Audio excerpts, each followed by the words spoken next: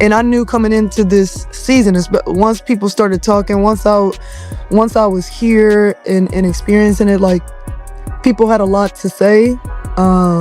There was a lot of negativity coming my way, and I just looked at it like, you know, I'm not used to this. Once I got here and was experiencing people's disapproval, it didn't really faze me because I still understood. I think I understood even more so that this is definitely a part of my plan. When people get to not liking you for no reason, I'm probably exactly where I need to be. What Sydney Colson just revealed about Caitlin Clark and the Indiana Fever locker room has WNBA bullies scrambling to cover their tracks. For months, figures like Sheryl Swoopes, Angel Reese, and others have been pushing false stories about tension and dysfunction within the team. But Colson finally broke her silence on the Post Moves podcast, and her honest account completely shatters that narrative. The reality she described is nothing like the drama the critics have been spreading, and it exposes just how manufactured those rumors really were. So you hear Colson's exact words, you'll understand why the Fever are not falling apart. They're setting the stage for a powerful 2026 comeback. Before we dive deeper into the details,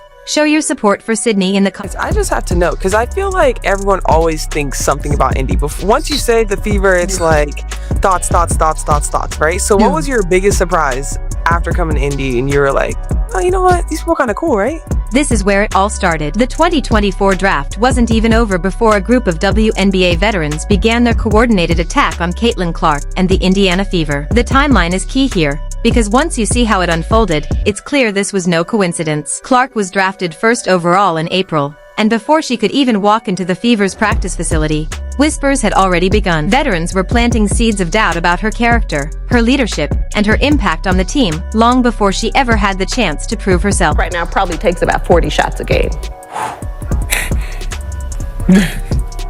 Here we go. I know you like that. Hell yeah. I said that because when she comes to the league, regardless of what team she goes to that has vets on that team, she probably ain't gonna get 40 shots a game. Sheryl Swoopes led the charge, igniting the controversy with her inflammatory remarks about supposed locker room dysfunction, long before anyone had even seen the team in action. She publicly questioned whether Caitlin Clark could handle the pressures of the pro level and whether the Fever had the right culture to support her. These weren't harmless comments from a concerned veteran. Swoopes was shaping a narrative, one designed to paint the Fever as unstable and divided before a single practice had even taken place. In the Fever, we're like, y'all. That's not my point. There's a lot of other going on that players are like, this ain't where I want to be. Over there. Yeah. Yeah. There's some new shit going on around there. It's a lot. Yeah. So you have players that are very significant on this Indiana Fever team that are like, I don't want to be here. This is where I want to be. Yeah. Angel Reese and Aya Wilson quickly joined the chorus with their own forms of character attack. Reese slipped in snide remarks during interviews about team chemistry, implying that individual stardom doesn't automatically translate to professional success. Wilson followed with pointed comments suggesting Clark was overhyped and overshadowing the hard work of established WNBA veterans, even hinting at racial undertones. Their timing was no accident. Each interview seemed carefully timed to reinforce the same message, that Clark and the Fever weren't ready for the professional stage. Soon, the media took the bait. Those scattered remarks turned into sensational headlines about a toxic Fever locker room. Reporters began asking leading questions about chemistry and team culture, and before long, the gossip had snowballed, transforming baseless speculation from a few veterans into an accepted fact across basketball media. Joe Wilson is her name, quote, "It doesn't matter what we all do as black women, we're still going to be swept underneath the rug. That's why it boils my blood when people say it's not about race, because it is." What made this campaign so damaging was how it planted expectations of failure before anyone had the chance to see the team for what it really was. Fans began anticipating drama before the first game even tipped off. Other players around the league started questioning whether Indiana was a stable organization. The veterans had succeeded in creating doubt where none should have existed. It tells you everything about their true motives. Caitlin Clark's arrival brought a spotlight women's basketball had never experienced before. TV ratings shattered records during her college run. Merchandise sales skyrocketed. Corporate sponsors lined up in ways the WNBA had only dreamed of. And while the league was booming, some veterans were watching from the sidelines, realizing that Clark was commanding the kind of attention they'd chased their entire careers, but never. I'm not in the locker room. Okay, but I'm talking about more social media. Okay, it's a turn. It's a turn. right? It's really a turn of the tides.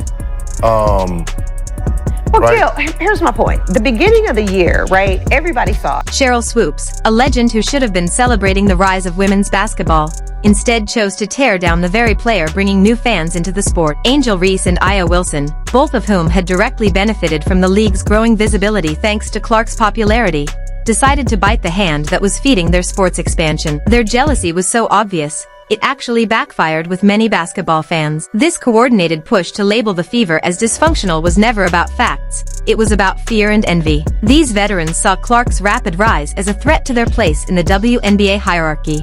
They watched a rookie secure endorsement deals, media attention, and cultural relevance that far surpassed anything they had ever achieved. And instead of rising to meet the new standard or embracing the growth she brought, they chose to sabotage it. Then came the moment that shattered every false narrative. Sydney Colson took a seat on the Post Moves podcast and decided it was time to tell the truth. The real story of what was happening inside that Indiana Fever locker room. Her timing couldn't have been better. By then, the rumors had reached peak toxicity across social media and sports talk shows. With just a few honest words, Colson dismantled months of lies that jealous players had been pushing. The environment in the locker room was much better than what you would have anticipated as like somebody from the outside looking in. And I think that we were like intentional about doing stuff. Like when we got to the point where we started to hang out more and everybody was like, oh, like, yeah, like I'm enjoying people off the court. And at that point we were already like on a stretch of like winning some games. We're like, oh, well, if hanging out off the court helps, we should just keep doing that. Maybe it'll help on court. You know what I'm saying? So Sydney Colson's words hit like a nuclear blast, obliterating months of manufactured drama that Sheryl Swoopes and others had been pushing. She spoke not as an outsider, but as someone who lived it, every practice, every team meeting, every quiet moment that the critics could only guess about. Her voice carried the weight of experience, and her credibility as a respected veteran made her account impossible to dismiss. Colson revealed that the Fever's locker room was nothing like the toxic environment being portrayed in the media. In fact, she said the atmosphere was STR. That we got to the point that we got to without really developing an off-court relationship was like interesting, and it only got better, I think, as we started to do it more. But yeah, I think that was the most surprising thing for me, like the in-locker room chemistry. Colson went on to explain that the team's off-court relationships actually strengthened their on-court chemistry, the exact opposite of what critics had predicted. Time players spent together away from basketball built trust that carried over into every game. They learned each other's personalities, habits, and playing styles on a deeper level, which made their communication and teamwork far more natural. That connection allowed them to anticipate each other's moves and provide support when the pressure was on. As Colson described, none of it felt forced. The camaraderie wasn't built through scheduled team-building sessions or motivational exercises. It happened organically. Teammates hung out because they wanted to, not because they had to. They'd grab meals together after practice, check in on each other during off days, and genuinely enjoy spending time as friends. Those authentic bonds, Colson said, became the foundation of the Fever's success. I get my story sometimes and I'm like, damn, like why did it have to go down like this? But then I look at it like at my age now and I'm like, I'm really glad that it did, because it made me tougher. It made me, I think, a more even like compassionate teammate. I think I already was one, but now I look at like everybody's value as important. This wasn't some PR spin to protect the franchise's image or boost future free agent recruitment. Sydney Colson had nothing to gain by sugarcoating the truth. As a respected veteran with an established career and reputation, she didn't need to defend anyone or play politics. That's what made her words so powerful. Her honesty carried real weight because it came without an agenda. Colson described how the Fever's early success came from genuine chemistry, not forced unity. From day one, the team clicked naturally, and as those personal bonds deepened throughout the season, their performance only got stronger. The trust they built off the court began showing up on it. Players finished each other's plays, communicated seamlessly on defense, and celebrated every success like it was their own. What outsiders mistook for dysfunction was actually a team growth.